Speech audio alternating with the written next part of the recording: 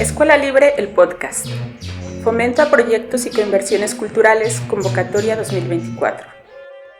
La Escuela Libre, estudio de caso de prácticas anarquistas y pedagogías insubordinadas en el Bajío. Escuela Libre.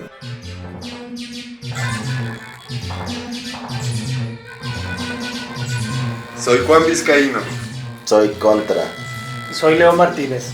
Soy Luis Álvarez. Soy Manuel Gutiérrez. Soy Rolando López. Bienvenidas, bienvenidos y bienvenidas al podcast de la Escuela Libre, episodio 3. Hoy escucharán un poco sobre la historia de cómo llegamos a la Universidad de las Artes, a la licenciatura de Artes Visuales, a la maestría, al doctorado eventualmente, cómo salimos cada quien y qué relación tiene la Escuela Libre con la Universidad de las Artes y los procesos académicos, educativos, vivenciales. La Escuela Libre es el producto o la respuesta. Lo descubrirán enseguida. Pues les damos la bienvenida. Estamos aquí en la licenciatura de Artes Visuales de la Universidad de las Artes en Aguascalientes, México. Estamos aquí integrantes de la Escuela Libre y nos gustaría saber, Leo, ¿cómo es tu relación con esta institución? ¿Cómo llegaste? ¿Cómo aterrizaste aquí?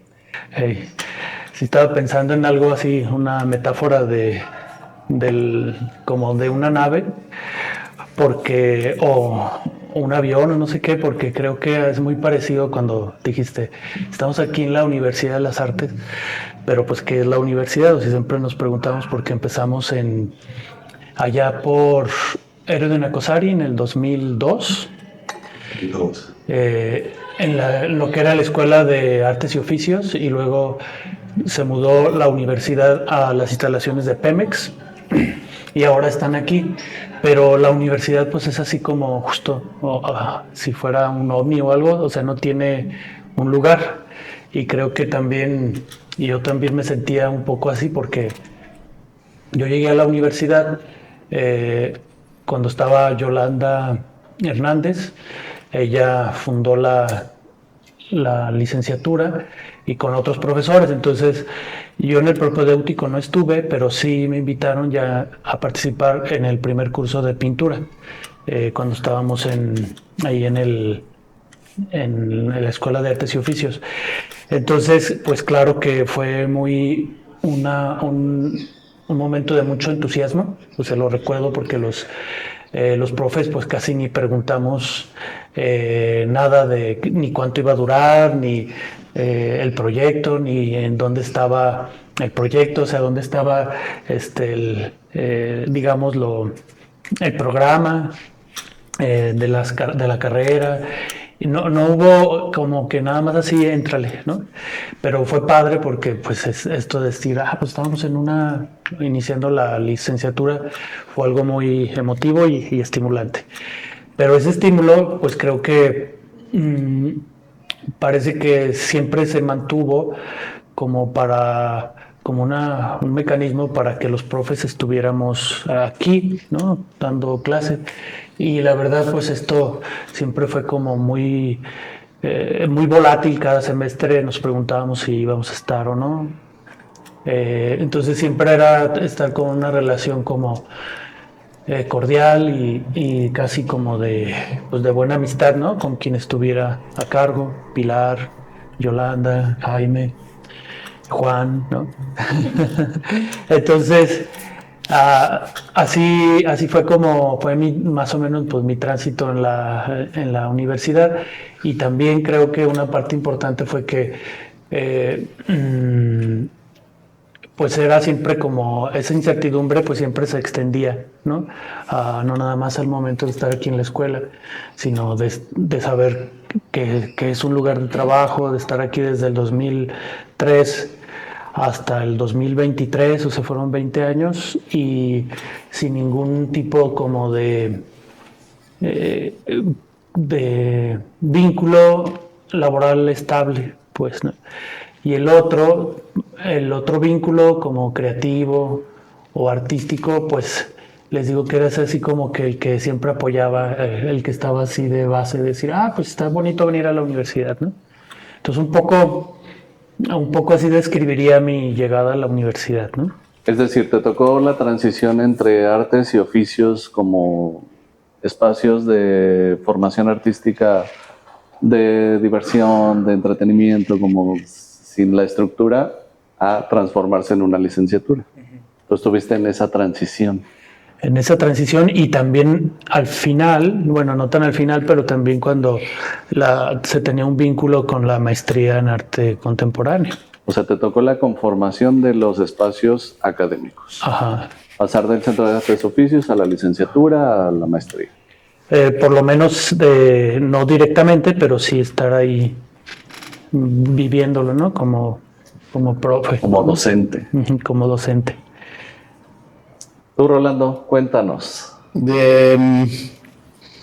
Yo ingresé a la licenciatura en el espacio de la bodega de Pemex. Yo entré también en el momento en donde era directora Yolanda Hernández. Y para mí, de una forma similar a lo que comenta Leo, para mí era muy estimulante estar dentro de la licenciatura porque a la par estaba generando mis primeras exploraciones en ámbitos del arte y también siendo profesor. Entonces eso implicaba que también me estaba preparando. Es una cosa que he estado comentando con varios de ustedes en el sentido de la universidad no solamente preparó alumnos, también preparó profesores. Entonces preparó una comunidad educativa amplia, la cual principalmente estaba vinculada con que nos parecía muy interesante, muy valioso. Y también por ahí hay una situación interesante, ojalá y la podamos discutir un poco más al ratito, sobre la idea de la profesionalización. O sea, creo que ahí había una cuestión inherente en las discusiones del por qué incluso se lleva a cabo una licenciatura, porque se construye una licenciatura y luego una Universidad de las Artes, bajo pretexto de la profesionalización. Creo que es interesante pensar en la profesionalización porque eso implicaba posibilidades de modos de vida. Y esos modos de vida están vinculados con las formas institucionales que se han desarrollado para que esos artistas puedan desenvolverse bajo esa profesión en un contexto como el que estamos, ¿no? Cosa que no pasó, o pasó de una manera distinta, que también es parte de lo que vamos a platicar, ¿no? Entonces a ti te tocó ya la segunda etapa, es decir, el segundo establecimiento. Sí, así como lo comenta Leo, sí, porque si primero fue Artes y Oficios y luego fue la bodega de Pemex, sí, a mí me tocó la segunda etapa y luego la tercera aquí. Una etapa, ¿esta fue la cuarta? No, la maestría, digo. Bueno, pero también aquí. Sí, aquí no. Bueno, sí, bueno, es cierto, también esa lógica es cierto. Es como si colocáramos la primera etapa, Artes y Oficios, segunda etapa, bodega de Pemex, tercera, el espacio en el que nos encontramos, que es los antiguos talleres del ferrocarril, y posteriormente la maestría en arte contemporáneo, que también se desarrolla en estas mismas instalaciones, ¿no? Digo, porque como fenómeno arquitectónico me parece interesante como esa evolución de artes y oficios, como ese espacio donde suceden cosas, pero que son como clases artesanales. Y yo me acuerdo, por lo menos cuando yo era niño, era como cursos de verano y donde va la gente como que tiene tiempo libre a formarse. Aunque es muy interesante el Centro de Artes y Oficios porque fue pensado para que los ferrocarrileros ofrecieran sus saberes de una disciplinarmente muy amplio, carpintería, talabartería, estructuras metálicas, ¿no? Y luego entra toda la situación con la alfarería. Entonces creo que ahí hay una situación interesante con nuestra tradición, ¿no? La maestranza, que era el ferrocarril, o sea, los talleres del ferrocarril, pues siendo útiles para el desarrollo social, ¿no? De manera amplia, ¿no? En el sentido de tal vez que esos saberes no estuvieran necesariamente vinculados con prácticas para resolver cuestiones como vinculadas con el alimentarse o producir valor económico, sino más bien para aprendizaje de saberes y en ese sentido tal vez la producción artística, ¿no? O sea, sucede algo en un espacio que surge de los ferrocarrileros, luego se transita a otra empresa estatal o paraestatal, que es Pemex. Ahí como que le dieron la caridad de tener un espacio que estaba abandonado, porque yo me acuerdo muy bien de ese espacio que estaba bastante en condiciones un poco lamentables, que fue justo el espacio donde yo me involucré en la universidad. O sea, yo entré porque en ese momento salía con uno de los estudiantes de la licenciatura, que Dios lo tenga en sano. No es cierto, no es cierto. No, pero es interesante porque de alguna forma está en entornos que previamente industriales, que requerían procesos de remediación en muchos sentidos. Espacios abandonados. Espacios abandonados que requieren reactivarse y que se reactivan bajo pretexto de la educación como una vía para hacerlo, ¿no? Sí, sí. Y sale del tren, o sea, sale de los espacios ferrocarrileros, da como una pequeña vuelta por la paraestatal de Pemex y vuelve a un espacio ferrocarrilero. Sí. Sí. Sí, porque a mí me tocó el último semestre de ese espacio en las bodegas de Pemex, atendiendo la cafetería, y entonces yo estaba como tangencialmente en la Universidad de las Artes. Digo, aunque no estaba directamente, pero pues los conocía a todo el mundo y ahí comíamos, nos divertíamos, hacíamos... Te convertiste parte de la comunidad educativa y también por tanto fuiste educado. Sí, pues sí me tocó ahí ser educado, y pagando más que una inscripción, pagando la renta del espacio. Y alimentándonos.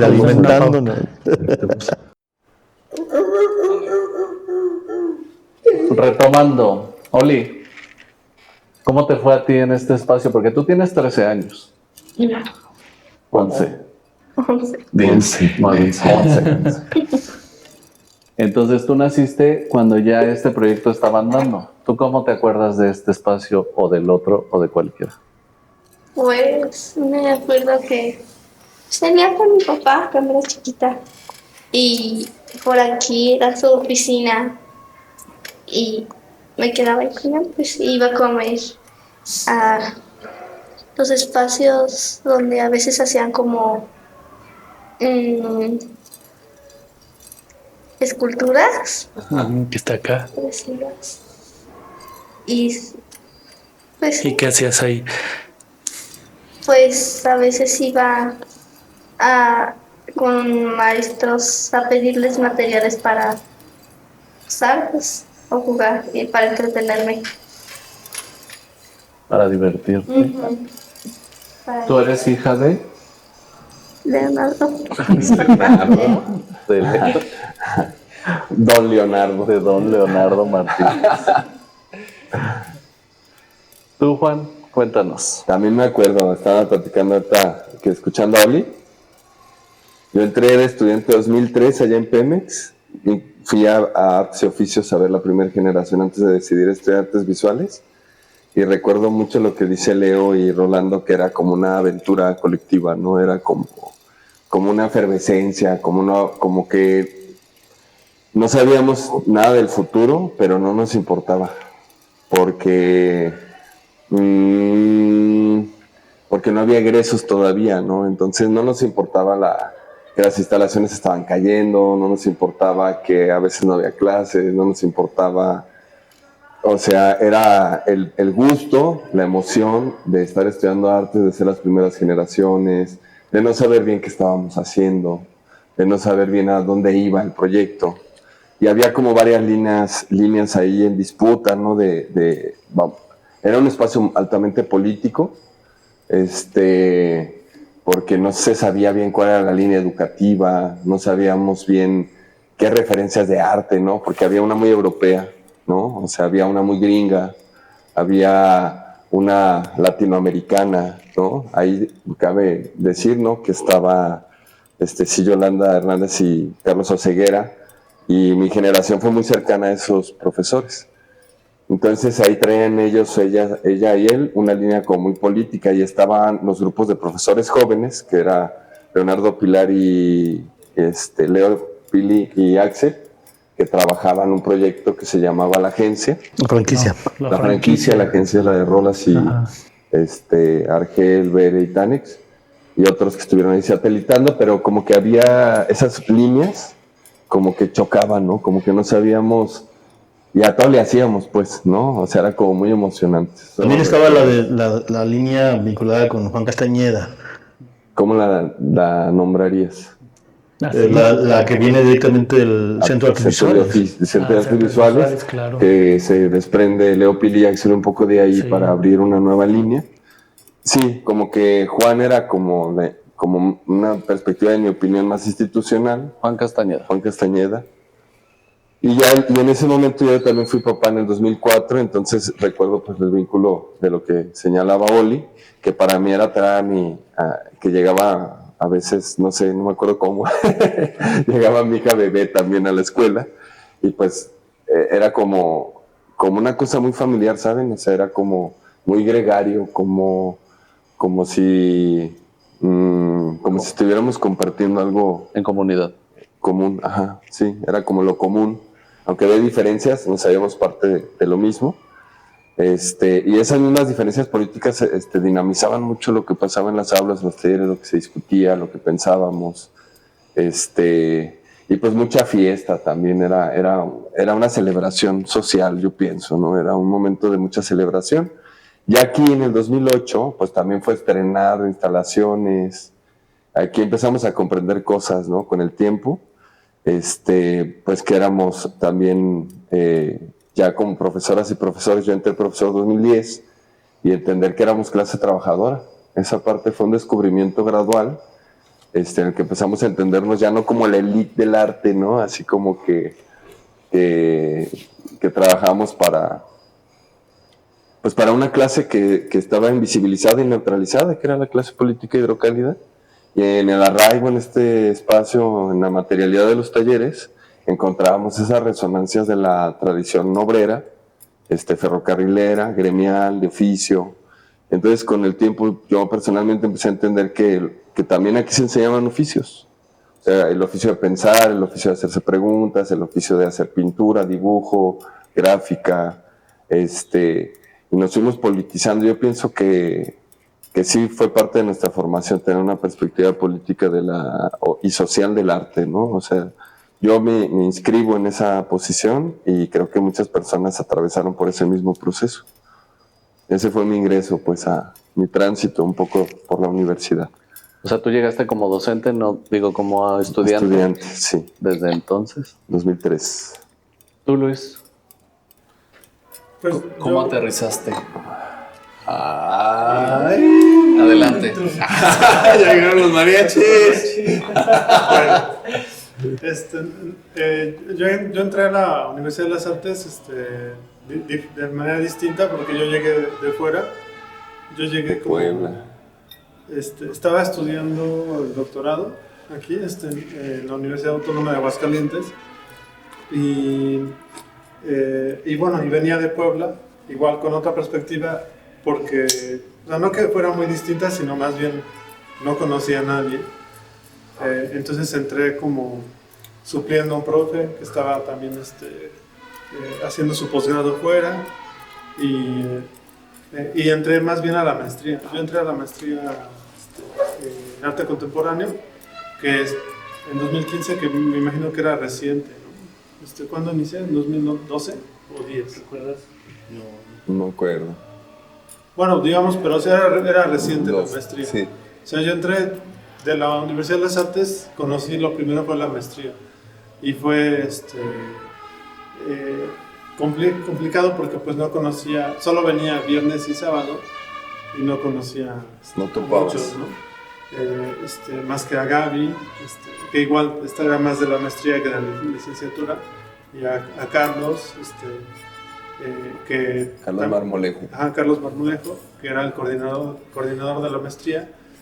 Y bueno, y así poco a poco empecé a conocer a otras personas. A Juan lo conocí afuera, porque estabas en la maestría. En la Estudiamos una materia juntos. Él en el doctorado y en la maestría. Y a Leo también lo conocí previamente. ¿La maestría en qué? Yo estaba en maestría en investigaciones sociales y humanísticas. ¿Y el doctorado en qué? En estudios socioculturales. En el Autónoma. mismo departamento, en el mismo centro. Y a Leo también lo conocí aparte. ¿Dónde? En el Museo Descubre. Ah, órale. Fueron a la misma... ¿Fueron en el mismo tour? No, a mí se me hizo bien chido. Estaba pensando, de hecho, ayer, no antier, porque en el museo Luis se acercó a solicitar trabajo. Sí. Y a mí me emocionó porque decía, es que está de Wikipedia.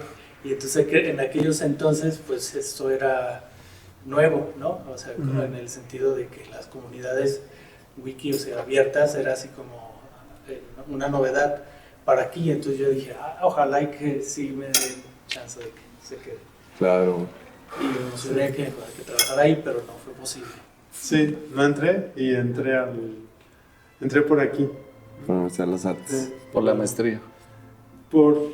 Entré la maestría y bueno, pues después ya me ofrecieron chamba en la licenciatura y pues seguí y ya conocí a una comunidad muy vibrante, muy interesante, que estaba haciendo muchas cosas. O sea, algo que admiraba yo de la Universidad de las Artes es que siempre había propuestas de estudiantes o de docentes, había una actividad política, se iba a marchar el 2 de octubre, se empezó a conmemorar el 26 de septiembre por los 43 de Ayotzinapa,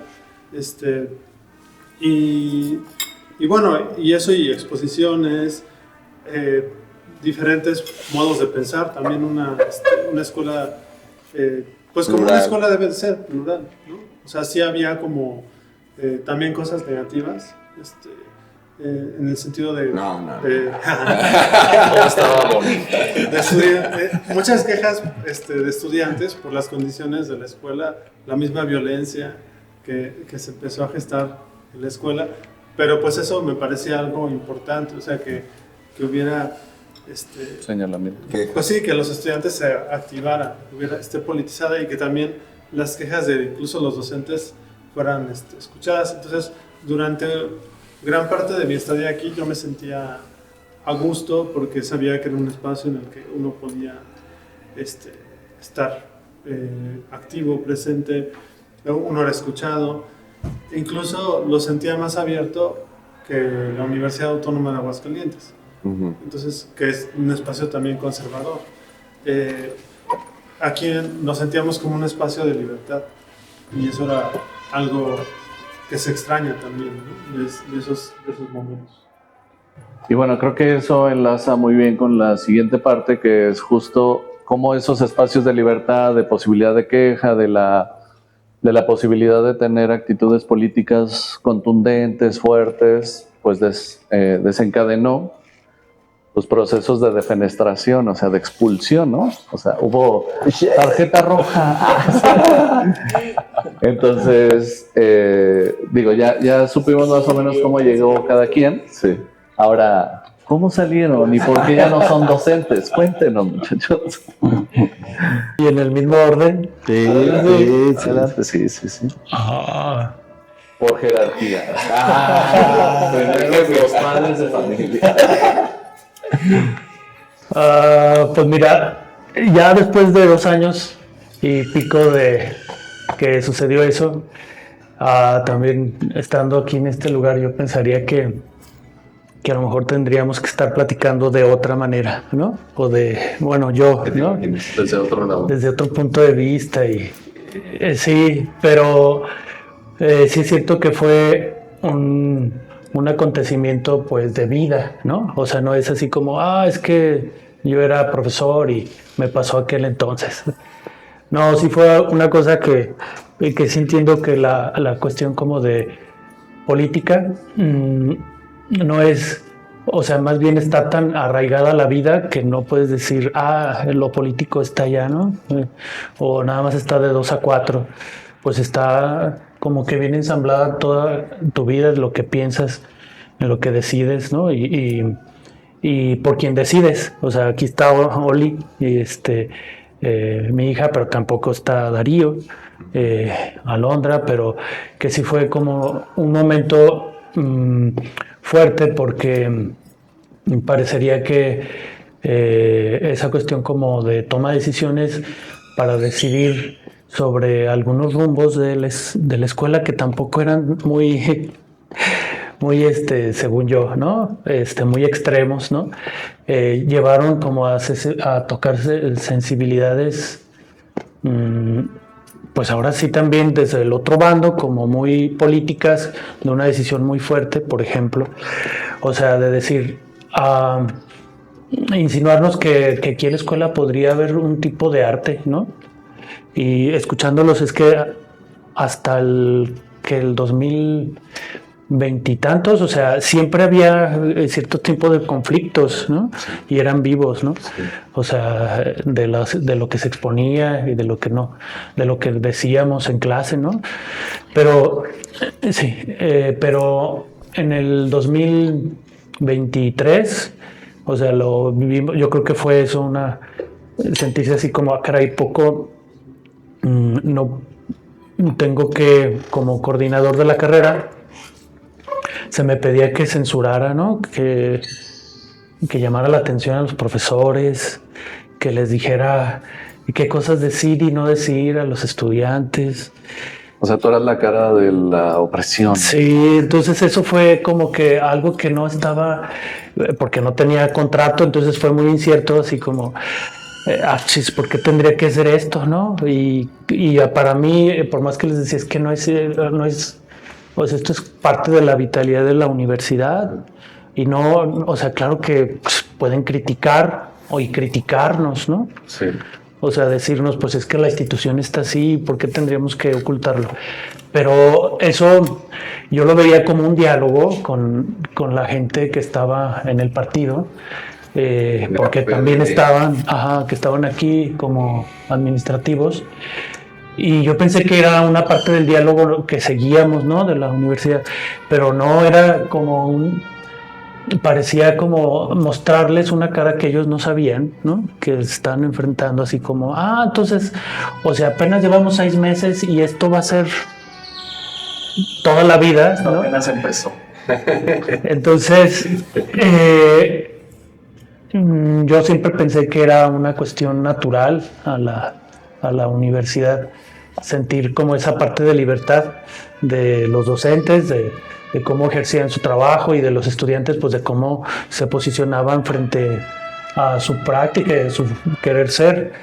Pero entonces yo lo viví así, o sea, para mí nació ahí, fue ya muy una confrontación casi diaria, ¿no? En la dirección, ¿no? Así como dudando de todo, sentirte observado. Y entonces pasó esto de los murales, que también fue muy complicado porque nos pidieron, pues esta pieza de Juan, que le cambie, o sea, decirle a Juan, o sea, eso fue muy duro para mí, decirle a Juan, es que, ¿cómo ves? Y sí recuerdo que Juan dijo, bueno, va, ¿no? El esperma también, ¿no? Dije, no pongas estas frases. Y yo decía, pero es que, ¿cómo será? Eran una frase que estaba padre, ¿no? No, para la del esperma era una frase bien sencilla, así como de dudar de la escuela, así como la escuela no me sirvió de nada, ¿no? O algo así, o para hacer este mural, o algo así, una frase bien simple.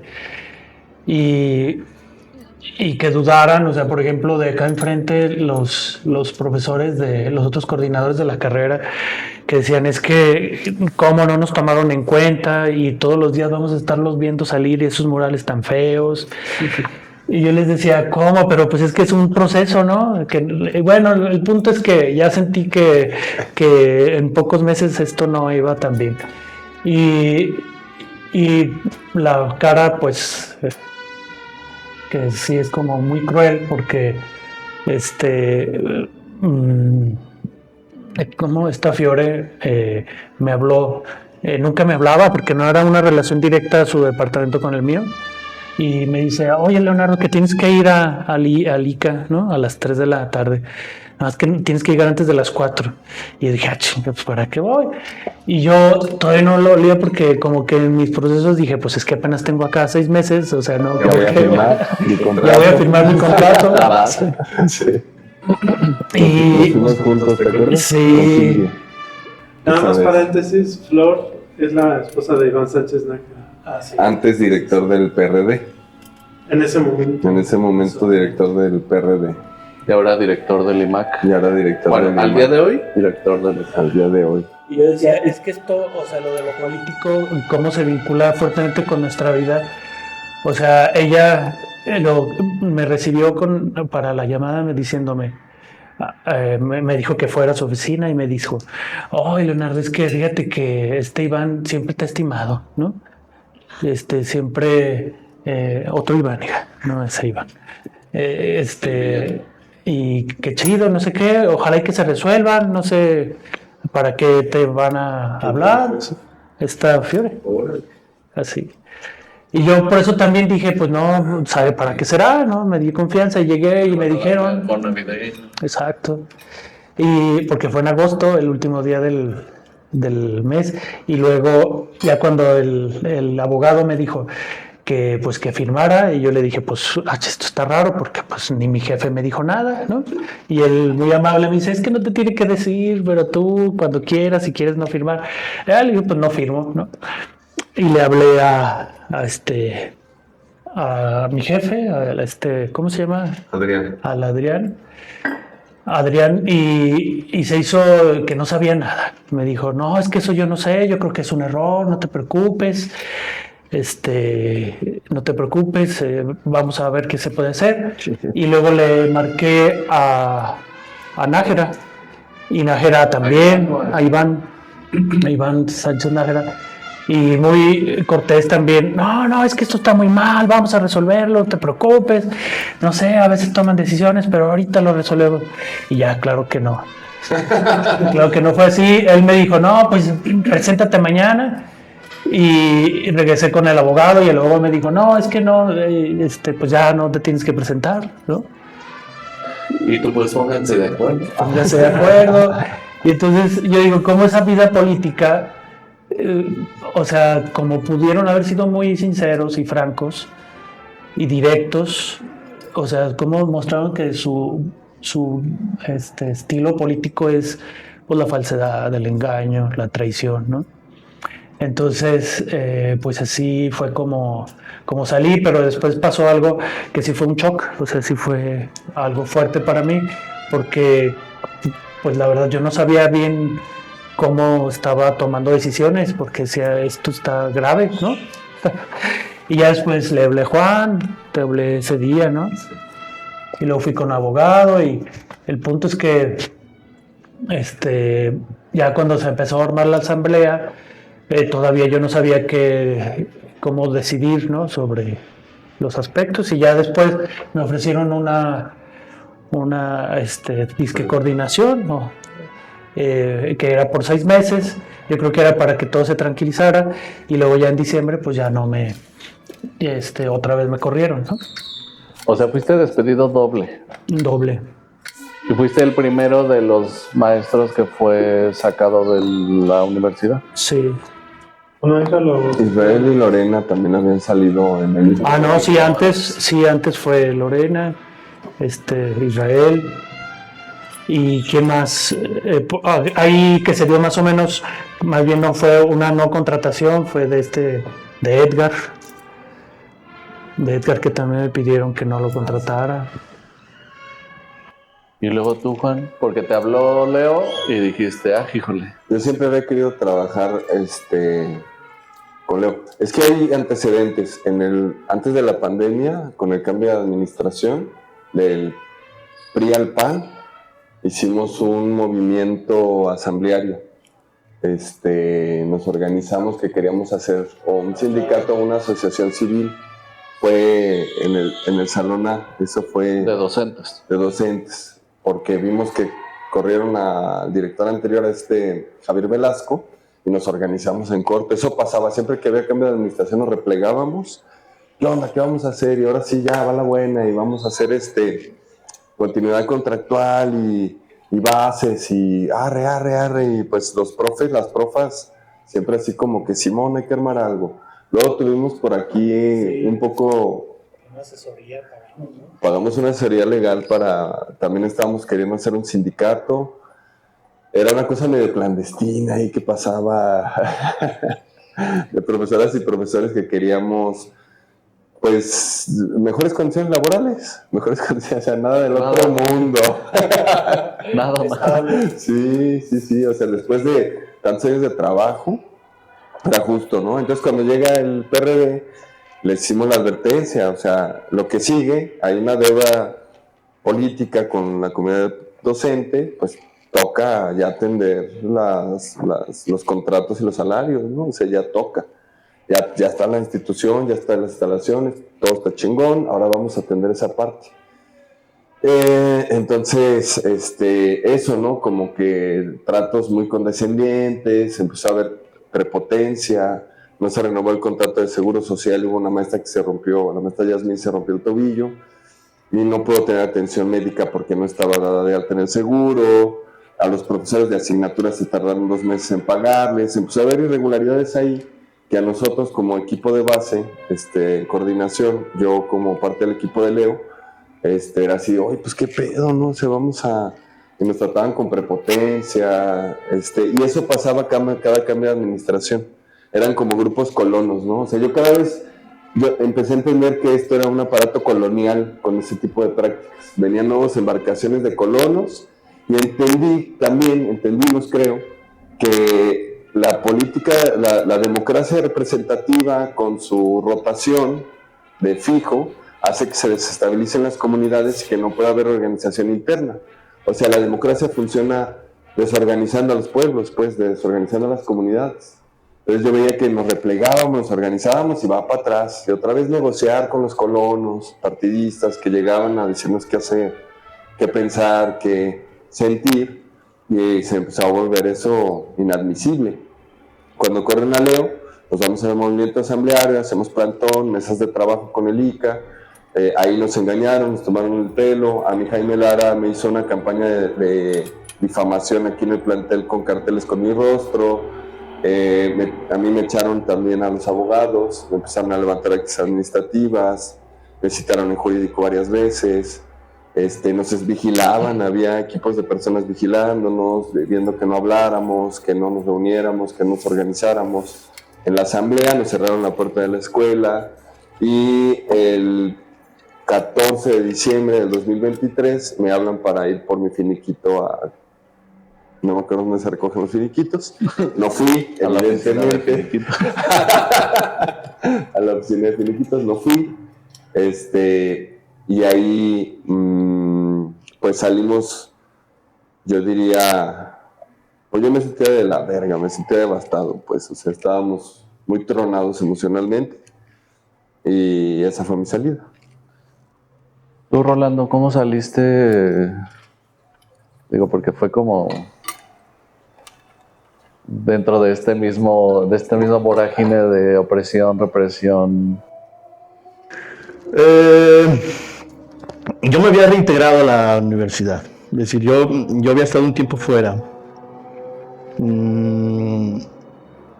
Yo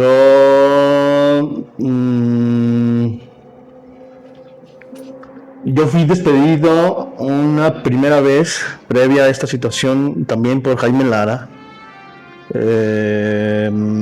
cuando yo estaba administrando la maestría en arte contemporáneo. A mí se me había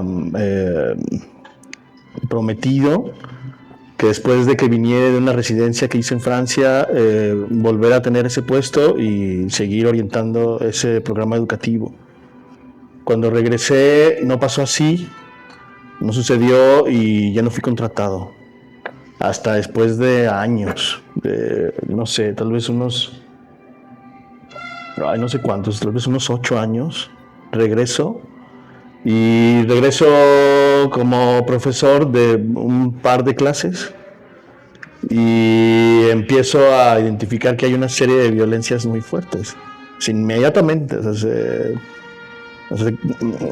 Fuera el director que fuere. Tú viste la gradualidad y llegaste directo ya cuando estaba en el... Sí, pero también yo tenía una perspectiva política muy distinta. O sea, ya entendía que había unas situaciones ocurriendo en el contexto local sobre el desarrollo de las propias prácticas del arte y que estaban siendo orientadoras sobre qué prácticas estábamos gestando. Entonces, yo empecé a identificar, a vivir toda esa serie de violencias y no me quedé callado. Inmediatamente empecé a hacer evidente que esas cosas estaban ocurriendo como una responsabilidad frente a los chicos. A mí me parecía que cuando hablábamos del arte como un medio para explorar procesos de libertad, en el contexto donde no estaba sucediendo y que por lo tanto lo que decíamos era como falso, equívoco, y que eso nos colocaba frente al alumno de una manera como insostenible, de nuestras palabras con nuestras acciones. Pues a mí me parecía que lo que mejor deberíamos de hacer es precisamente eso, educar por medio de la acción, y era la acción política. O sea, ser un poco más congruentes. Sí, no había de otra. Para mí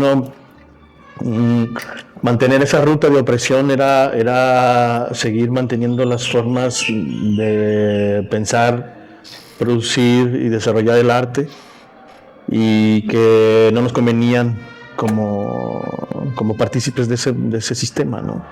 Entonces a mí me parece que llegué en un momento ideal, idóneo para que ese tipo de prácticas, es decir, las prácticas en donde nuestras rutas de comprensión política fueran manifiestas y no estuvieran sujetas a las dinámicas de cualquier colono en turno.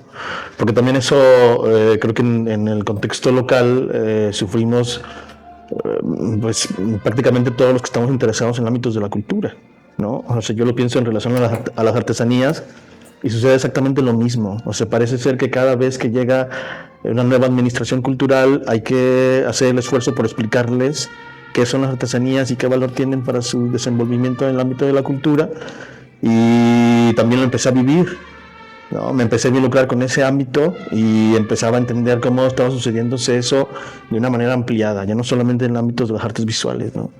Entonces, yo estuve dando clases durante ese periodo en la maestría en arte contemporáneo y en la licenciatura, y en la maestría empezamos a recibir muchas violencias sobre alumnos, sobre sus proyectos y sus formas de pensar, que para nosotros como profesores tutorandos de esos alumnos era muy difícil soportar, y que por lo tanto requería una responsabilidad de nuestra parte muy concreta y muy visible. Entonces a mí, conforme fui viendo esa serie de violencias, fui respondiendo. Y de esas respuestas dio pie para que ya no me contratara.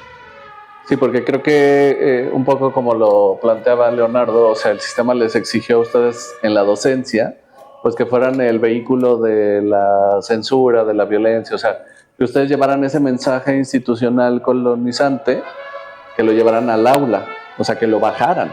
Yo la verdad era de las cosas que más me movía, porque entiendo mi papel como profesor, y al ser profesor tenemos una gran responsabilidad frente a los alumnos, y sabía que era más importante actuar, llevar a cabo esas acciones, porque también estábamos educando de una manera con el ejemplo, y eso me parecía más relevante. Sí, o sea, justo pensar en esa actitud congruente de estando frente a grupo, siendo el instrumento de la opresión, pues está bien locochón, ¿no? O sea, de la fregada. Sí, o sea, el sistema te pide que seas el violentador. Tú, Luis, ¿cómo lo viviste tu defenestración? Tu expulsación. Pues también la sentí como que fue larga y inició previamente.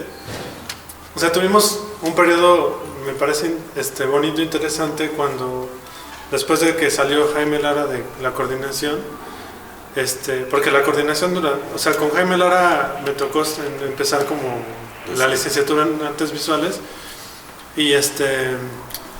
y bueno, la verdad es que muchas veces le daba el avión y lo evitaba lo más que podía, porque sabía que era una persona difícil, además violenta, y bueno, eso lo supe ya después, pero en principio como alguien con la que no compartía valores con respecto a la educación, al arte, y en la parte ética ni se diga.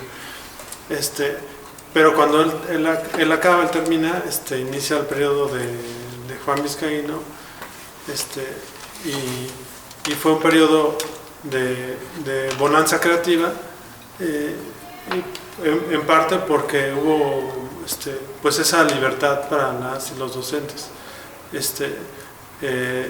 y incluso un cambio de rumbo pensado en colectividad, porque el nuevo plan de estudios se hizo de manera colegiada, con muchos pues colegas, o sea, por ejemplo, Argel participó mucho en la implementación de una nueva área, de un nuevo, que era la de una nueva academia de prácticas artísticas divergentes, que iba a tomar en cuenta todas aquellas rutas del arte que había mucho interés por parte del estudiantado desde hacía mucho tiempo, pero que no había un lugar concreto donde se pudieran practicar. De hecho, a veces se refugiaban en la Academia de Escultura para hacer eso. Y fotos, sí.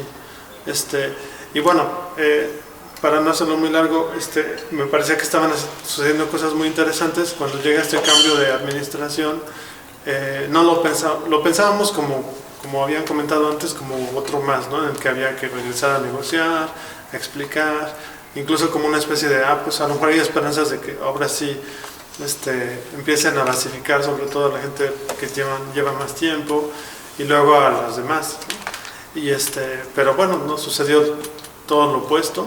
Llegaron con la consigna incluso parecía como la consigna de destruir. Acaben con ellos. Acaben con ellos. Corten de hecho, cabezas. Parecía como pues van a acabar con la Universidad de las Artes, y seguramente fue les pasó por la mente, pero al ver que era a lo mejor políticamente más arriesgado, pues lo que hicieron fue recortarle presupuesto, desviar el presupuesto. Vimos notoriamente un decaimiento en ese sentido, en el presupuesto con respecto a todo, y o un uso a modo, ¿no? a ciertas cosas, incluso para comprar voluntades con estudiantes, lo cual fue muy triste, ¿no? Ver a estudiantado, pues vamos a hacer lo que nos dicen para que nos favorezcan en cosas muy pequeñitas que eran sus derechos, y eran cosas que pues los estudiantes pues normalmente se hacían, ¿no? Ese tipo de cosas, a lo mejor de otra manera, pero se hacían. Y bueno, mi lucha concreta, bueno, tuvimos una lucha colectiva en la asamblea, también participé con todas y todos en la protesta, en la manifestación, en el plantón, en la Casa de la Cultura, pero desde antes una de las luchas que teníamos era de que no nos quitaran el control del Consejo Técnico Académico, que era donde se tomaban las decisiones colegiadas en colectivo, y nos sacaron. O sea, bueno, yo ya no estaba en el consejo, cuando había habido un cambio. Así rápidamente el Consejo Técnico Académico pues era el lugar donde se tomaban decisiones cada semestre, ¿no? O sea, si había nuevas contrataciones, pues se revisaban en conjunto los currículums y se votaba, ¿no? Entonces era un espacio interesante de una participación más colectiva, no una decisión unilateral de una sola persona. Y en 2023 sacaron a todos del Consejo Técnico y metieron a todos los que no estuvieron en la asamblea, los metieron, ¿no? Pues no sé si no vale la pena mencionar quiénes estaban, pero pues fueron un grupo de docentes que pues sí, no fue, ¿cómo decirlo? Se me fue la palabra. ¿Culeros? Más o menos. No lo que son, sino lo que no fueron. No fueron chidos. No fueron chidos. Sí. Pero bueno, el punto es que a partir de eso yo estuve un semestre más en 2024, de enero a julio, y tanto en la licenciatura y en la maestría, y el coordinador de la maestría me dijo abiertamente, me dijeron que no te recontratara. La coordinadora de la licenciatura no me dijo nada, yo le escribí y me dijo que no había espacios para mí este semestre, que después me llamaban, ¿no? Entonces, ¿Y ya te hablaron? Ya.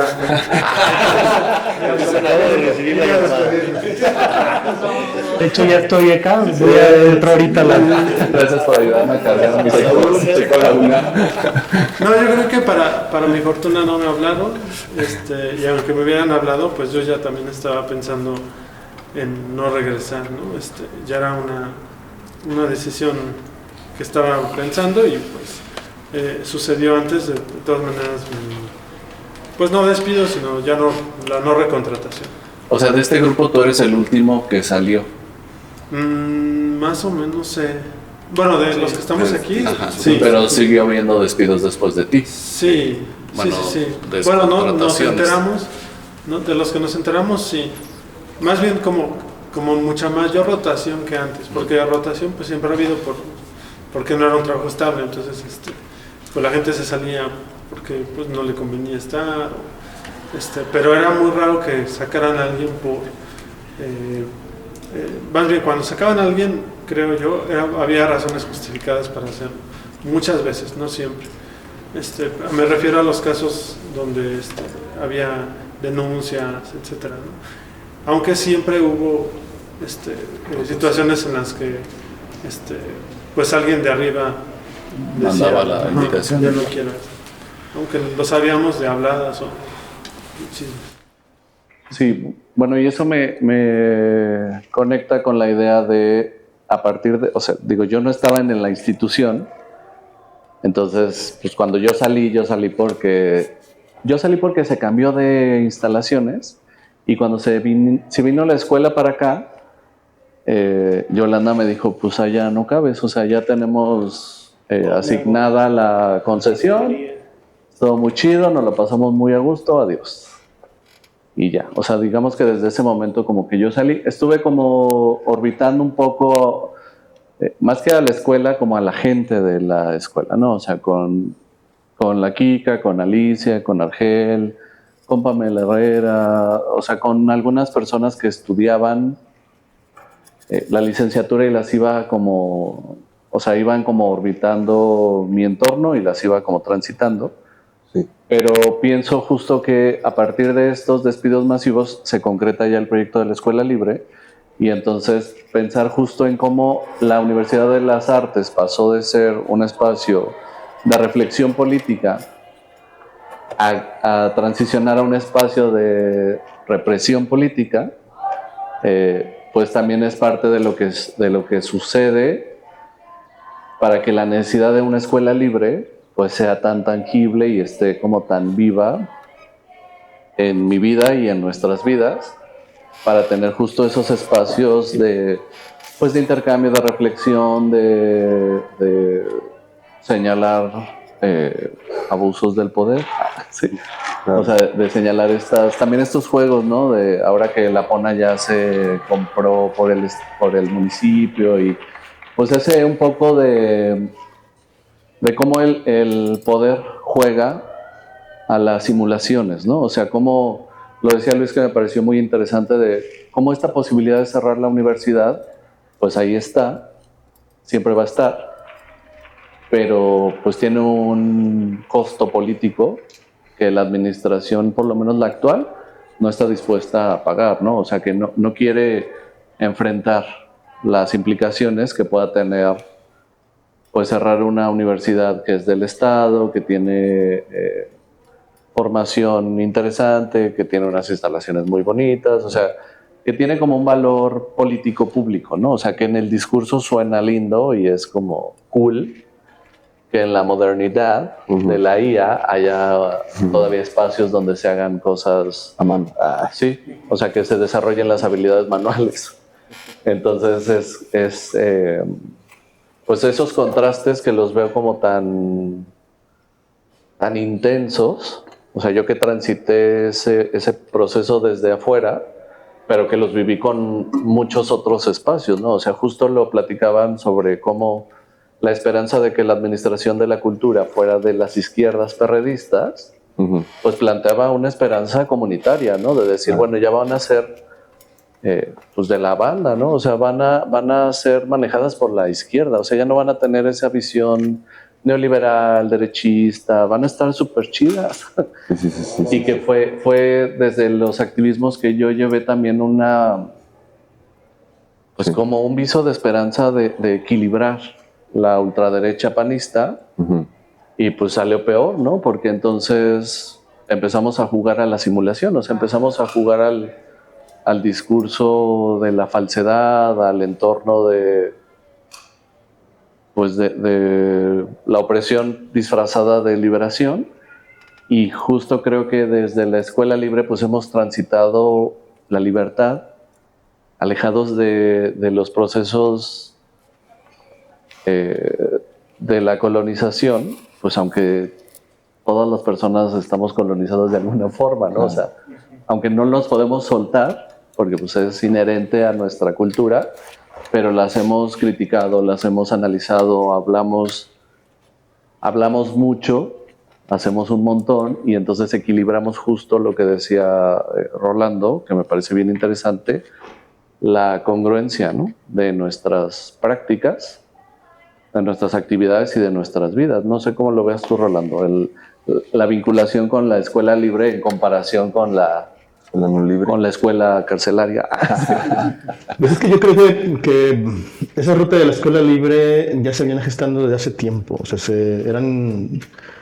eran ya situaciones que se platicaban, que se orientaban, que se practicaban con miembros de la comunidad del arte y de la cultura, y que en el fondo es más bien una especie de resultado. O sea, no hay como, no lo veo necesariamente como una especie de condición como de novedad radical, sino más bien como de una consecutiva de acciones y luchas previas para llegar a un momento como este. A mí la verdad pues me entusiasma. O sea, a mí la verdad es que la escuela libre me entusiasma mucho porque responde más a nuestras necesidades de manera directa. Tengo muy en claro que muchas de las cosas que hemos hecho no se podrían haber hecho si estuviéramos trabajando aquí.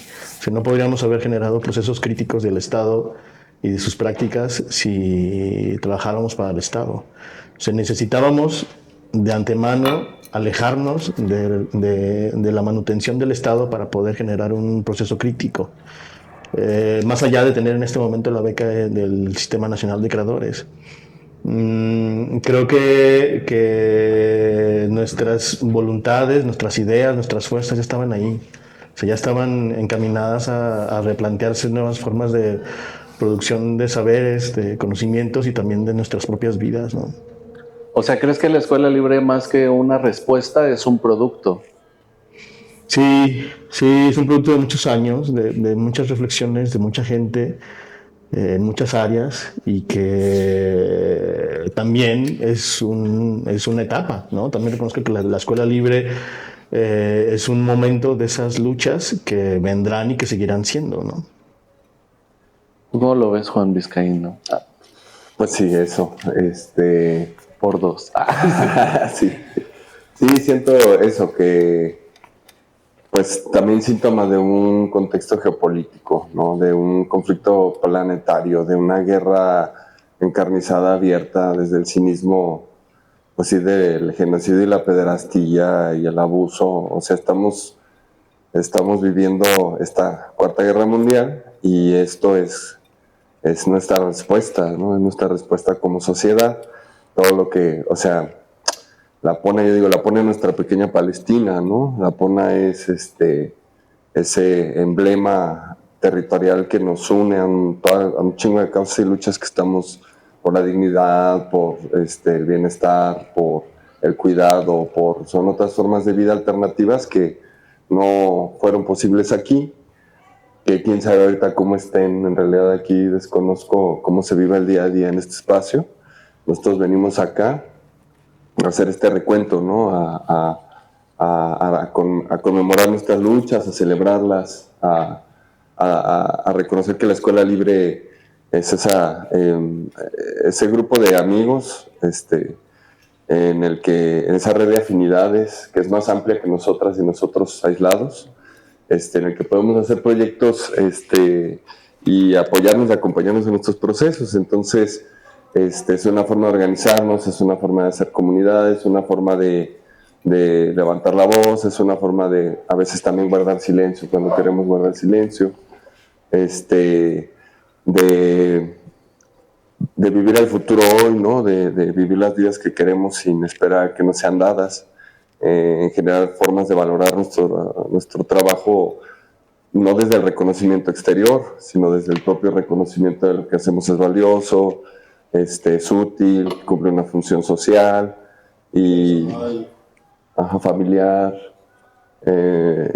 Y eso, o sea, siento como que este es el mundo que queremos, ¿no?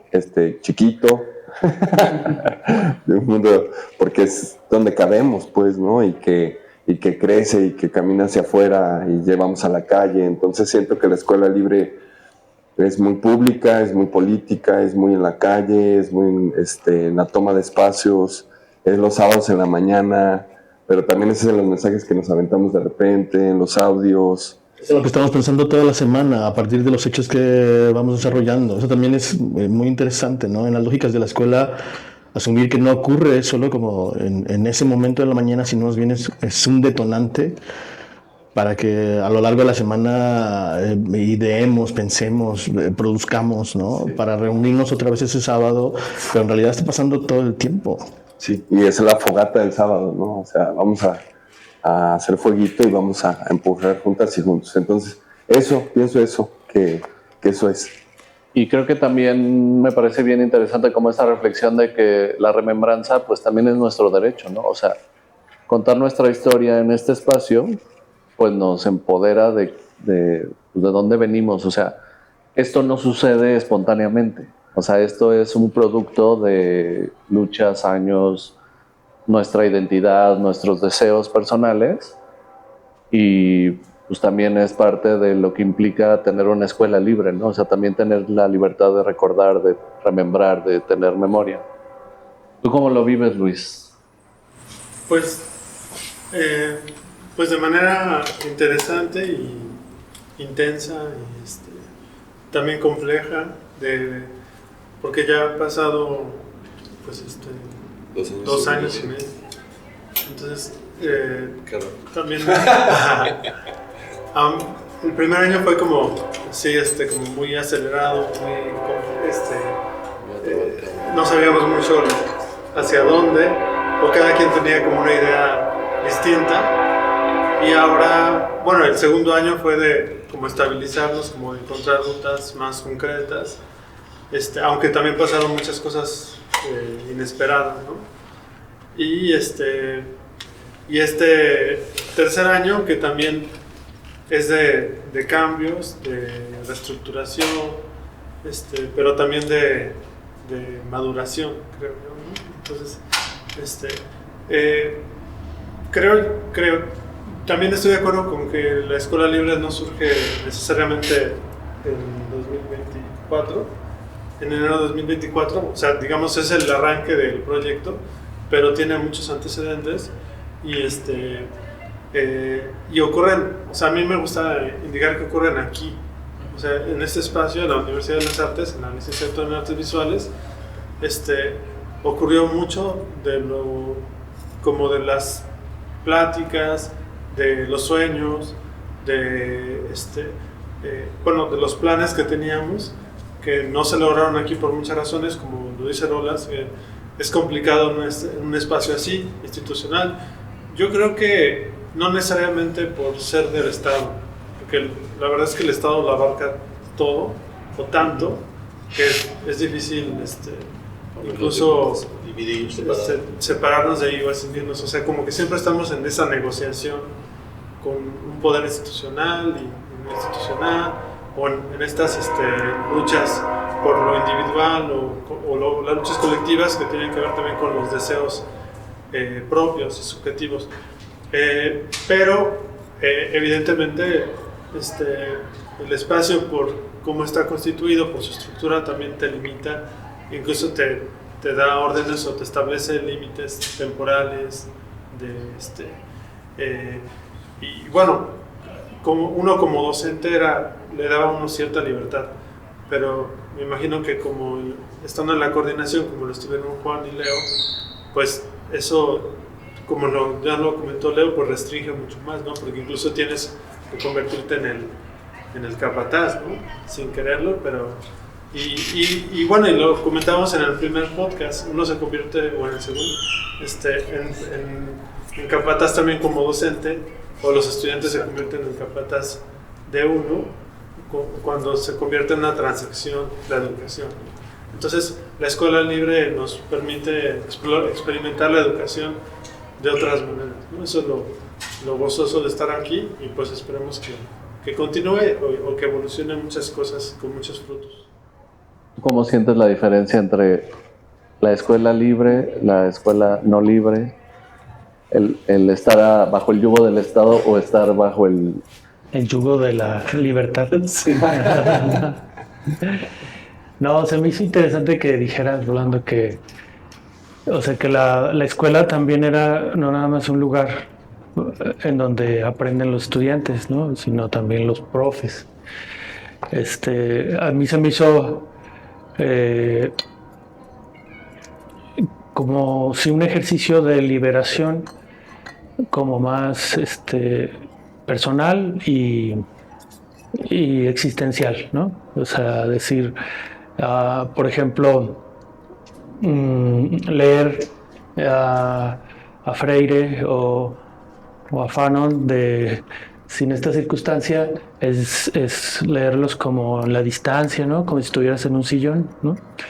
Estás bien a gusto. Pero cuando los lees en esta situación de la responsabilidad, ¿no? De la libertad, del amor, ¿no? A lo humano, pues es bien diferente, ¿no? Se siente como más encarnado, ¿no? Y a eso es lo que se me hace padre de una idea de la escuela, de una escuela libre.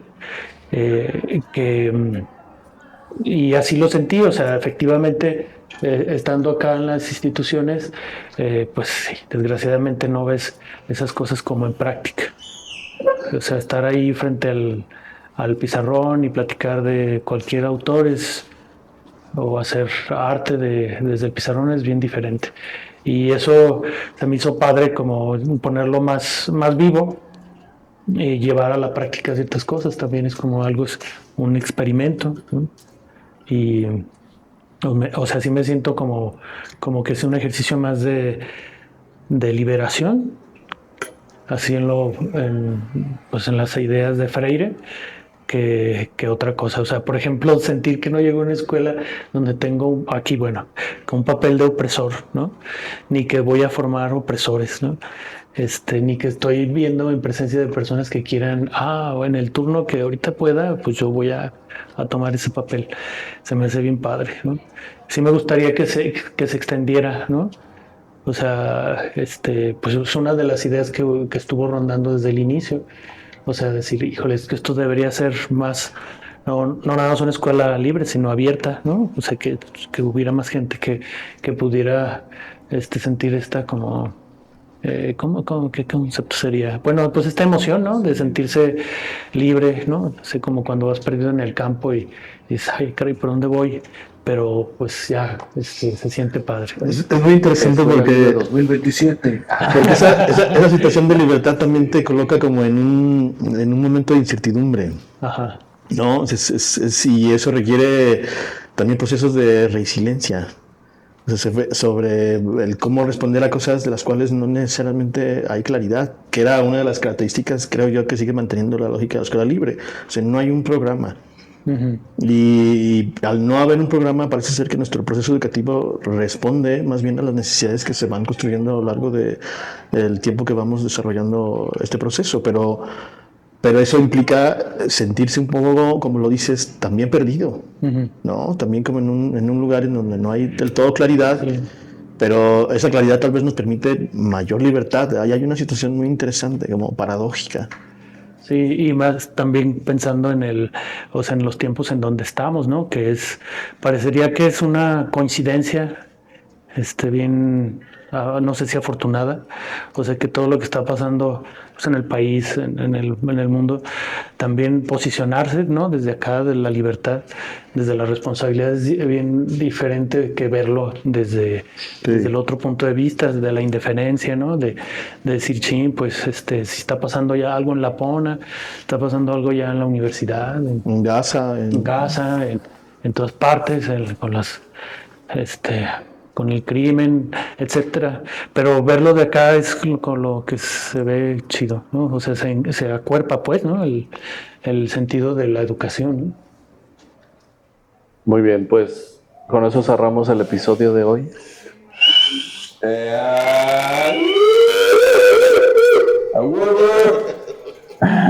Y nos vemos en el que sigue. Nos vemos en el que sigue, camarita. Gracias. Suscríbanse, denle like, denle a la campanita y todas las cosas. Suscríbanse.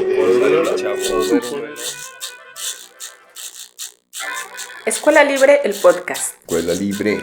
La Escuela Libre, estudio de caso de prácticas anarquistas y pedagogías insubordinadas en el Bajío.